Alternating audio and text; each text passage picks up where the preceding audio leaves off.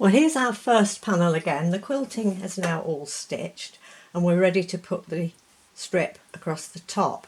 I'm using the same fabric for the strip as I'm using for the lining. I'm using a plain one because I think it helps you see better. This will stitch across the top of where the quilting is, so lay that across like that, and the next stitch we'll just stitch that along. Oh, I just thought of something. If you want to add a handle to make this into a basket, get whatever you're going to use for your handle, say it's this piece of fabric here, and lay it on at the centre of the design and put that on the top. And then when it's stitched down, that will be the handle. The only tricky bit is remembering to put the other end of that handle in when you make the next panel. I'll try and remember and tell you about that when we get there. This isn't a basket, so it's just going to stitch all the way along, create a seam. So there was the strip. I bet you can guess what we do next.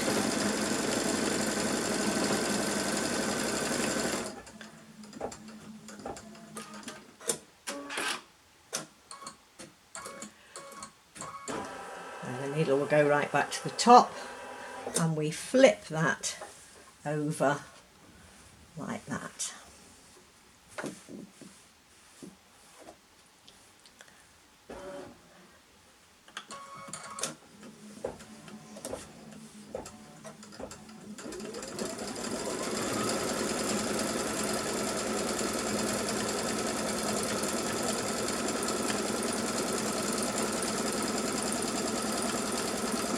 There we go.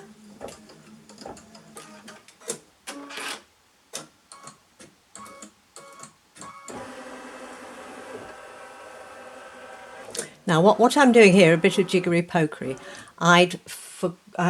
This is my first test of this design and I realised I got a couple of colours in the wrong order there. So that stitched that down and now it's going to do the decorative stitching along here, which hopefully we'll do very quickly. It's a little bit more quilting.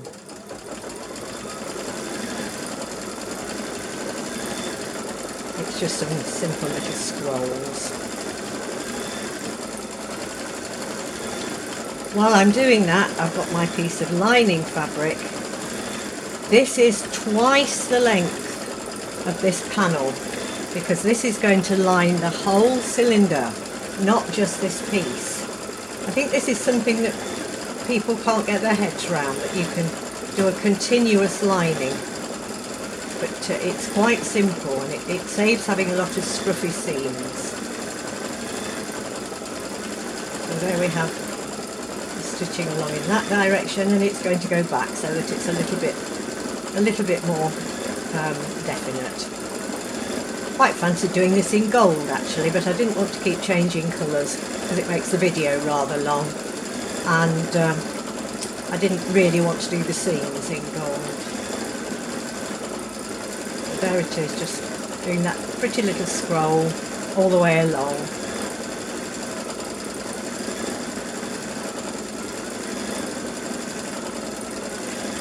If you didn't want to put the handle in there, you can actually put it in when you add the lining. But if you put it in here, it's more securely held because it can be held by this stitching as well as the seam. That's just a small point. So now we've got a piece of lining twice the length we need, and all of the spare lining is here. It's hanging over the front of the hoop. I'll just show you that there by moving the camera a little.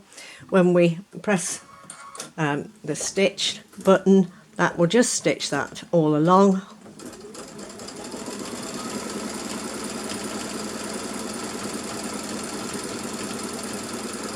My machine tells me that the stitching time for this design is 6 minutes.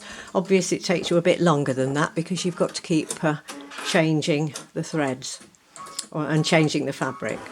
Now the needle's going back to a place where we don't need this time. That's going to be a seam, but we've only made one block. So there is our block with our lining and all of this spare lining ready for the next time.